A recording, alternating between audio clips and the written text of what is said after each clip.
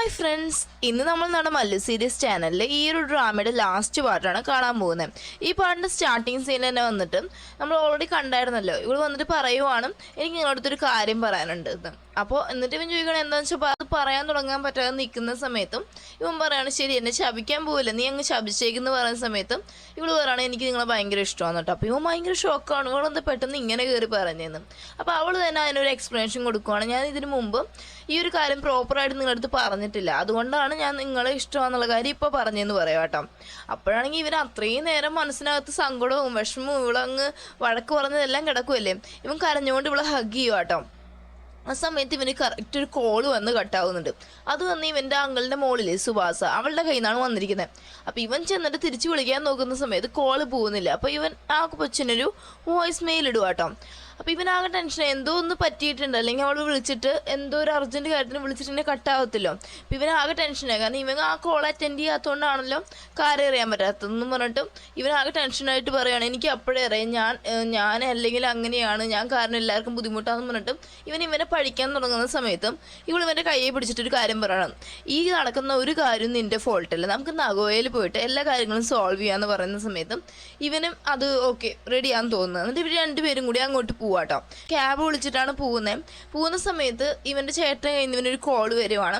എന്നിട്ട് പറയുകയാണ്, അവൾ സേഫാണ്, അവളൊരു കനാലിൽ വീണു, അതേ ഉള്ളൂ, കുഴപ്പമൊന്നുമില്ല, കാലൊന്നും ഫ്രാക്ചർ ആയിട്ടുണ്ട്, നിങ്ങൾ ഹോസ്പിറ്റലിലേക്ക് വരാൻ പറഞ്ഞിട്ട് വിളിക്കുന്നുണ്ട്. ഇവർ നേരെ ഹോസ്പിറ്റലിലേക്കാണ് ചെല്ലുന്നത്.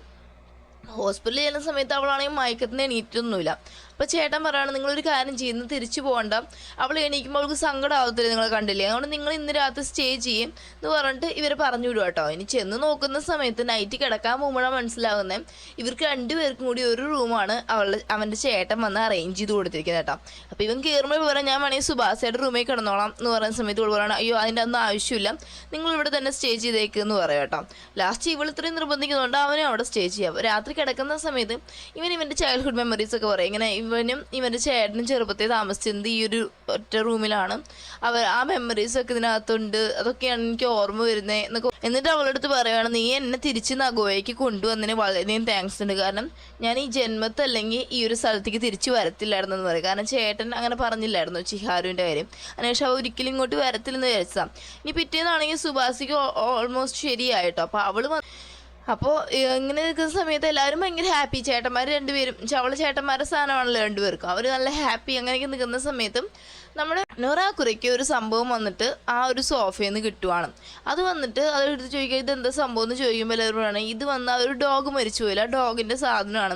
അപ്പോൾ ഇവൻ്റെ ചേട്ടനൊക്കെ സങ്കടമാകാൻ തുടങ്ങും, കാരണം വെച്ചാൽ ആ ഡോഗ് മരിച്ചതിന് ശേഷം ഈ ഒരു സാധനം ഇവിടെ എല്ലാവരും തപ്പി കിടന്നിട്ട് കിട്ടിയിട്ടില്ല. അപ്പോൾ അതിൻ്റെ സങ്കടവും കാര്യങ്ങളൊക്കെ പറയുക കേട്ടോ. അപ്പോൾ എല്ലാവരും പറയണം, ഓ അപ്പോൾ ഡോഗിനെ നമ്മൾ നൊറാക്കുറ വന്നത് ഭയങ്കര ഹാപ്പി ആയെന്ന് തോന്നുന്നു എന്നൊക്കെ പറയുന്ന സമയത്ത് സുഭാഷ് ഒരു കാര്യം പറയണം, ഇവളിങ്ങനെ കനാലിൽ വീണില്ലേ, കുറേ വെള്ളമൊക്കെ ഉള്ളൊരു കനാലായിരുന്നേ, അവിടെ വന്നിട്ട് ഇവളാകെ ബുദ്ധിമുട്ടിക്കൊണ്ടിരുന്ന സമയത്തും ചിഹാരുവിൻ്റെ ആത്മാവ് വന്നാണ് അവളെ ഹെൽപ്പ് ചെയ്തതെന്നും ആളെ ഷോൾ എൻ്റെ മേലിട്ടിട്ട് എൻ്റെ തണുപ്പ് മാറ്റി തന്നെന്നൊക്കെ പറയുന്ന സമയത്തും ഇത് ഭയങ്കരമായിട്ട് നമ്മുടെ സാക്കിയെ അത്ഭുതപ്പെടുത്തുക കേട്ടോ. അതിനുശേഷം ഇവരെല്ലാം അകത്ത് കയറി പോവാണ്. ഇപ്പോൾ ഇവൻ തിരിഞ്ഞു നോക്കുന്ന സമയത്തും ചിഹാരു വന്ന് ഡോഗിനെയും പിടിച്ചുകൊണ്ട് ഇങ്ങോട്ട് നോക്കി നിൽക്കുന്നു ചിരിച്ചുകൊണ്ട്.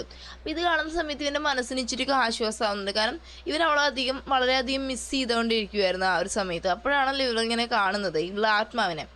അത് കഴിഞ്ഞിട്ട് ഇവർ നേരെ തിരിച്ച് വരെ സ്ഥലത്ത് പോയിട്ട് ഓഫീസ് വർക്കിനൊക്കെ പോകുക. അത് കഴിഞ്ഞിട്ട് ഇവൻ വന്നിട്ട് ഇവളടുത്ത് പറയുകയാണ്, എനിക്ക് ഇതിൻ്റെ അടുത്ത് കുറച്ച് സംസാരിക്കാനെന്ന് പറഞ്ഞിട്ട് ഇവളൊരു പൂന്തോട്ടം പോലെ സംഭവം ഉണ്ടല്ലോ, അന്ന് കൊണ്ടേ ഇരുത്തിയില്ല ചിഹാരുവിൻ്റെ ഫോട്ടോ എടുത്ത പോലെ സ്ഥലം, അവിടെ ചെന്ന് ഇരുത്തിയിട്ടും ഇവളുടെ കയ്യെ പിടിച്ചിട്ട് പറയുവാണ്, നീ ഇന്നലെ പറഞ്ഞില്ലേ എൻ്റെ അടുത്ത് ഇതൊന്നും എൻ്റെ തെറ്റല്ലെന്നും, അത് സത്യം പറഞ്ഞാൽ എൻ്റെ കണ്ണ് തുറപ്പിച്ചു. ഇത്രയും കാലം ഞാൻ വിചാരിച്ചത് എനിക്ക് ചിഹാരുവിൻ്റെ അടുത്ത് പ്രണയമായിരുന്നെന്നാണ്, പക്ഷെ ഇപ്പോഴാണ് മനസ്സിലായത് എൻ്റെ ചേട്ടൻ്റെ ചൈൽഡ്ഹുഡ് ഫ്രണ്ട്, എൻ്റെയും കൂടി ചൈൽഡ്ഹുഡ് ഫ്രണ്ടിലെ അവളോട് ആ ഒരു തരത്തിലുള്ള ഇഷ്ടം മാത്രമായിരുന്നു എനിക്കുണ്ടായിരുന്നത്, മനസ്സിലാക്കി തരാൻ നിനക്കാ സാധിച്ചത്. മാത്രമല്ല ഇന്നലെയായിരുന്നു ശരിക്കും അവളില്ലാത്തതിൻ്റെ മിസ്സിങ് ഞാൻ അറിഞ്ഞത്, കാരണം അവിടെ എല്ലാവരും കൂടിയപ്പോൾ അവളില്ലല്ലോ എന്നുള്ളൊരു സങ്കടം.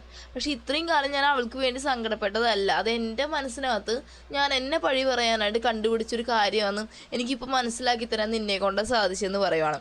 മാത്രമല്ല സുഭാഷ പറഞ്ഞതിന് ശേഷം ഞാൻ തിരിഞ്ഞു നോക്കിയപ്പോൾ ചിഹാരുവിനെ അതുപോലെ മരിച്ചുപോയ ഞങ്ങളുടെ ഡോഗിനെയും ഞാൻ കണ്ടായിരുന്നു. അപ്പോഴാണ് ശരിക്കും ഞാൻ അവളെ മിസ് ചെയ്തത്.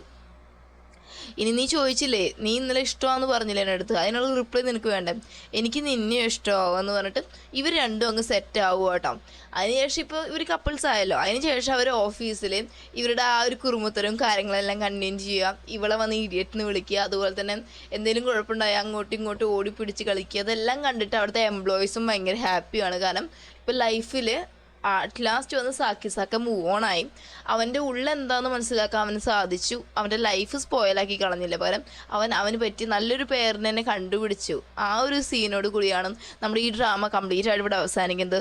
ഓക്കെ ഫ്രണ്ട്സ്, നിങ്ങൾക്ക് ഈ വീഡിയോ ഇഷ്ടപ്പെട്ടാൽ ലൈക്ക് ചെയ്യാനും ഷെയർ ചെയ്യാനും സബ്സ്ക്രൈബ് ചെയ്യാനും മറക്കല് മാത്രമല്ല. നെക്സ്റ്റ് ഒരു വീഡിയോ ആയിട്ട് വരുന്നവരേക്കും ബൈ ബൈ.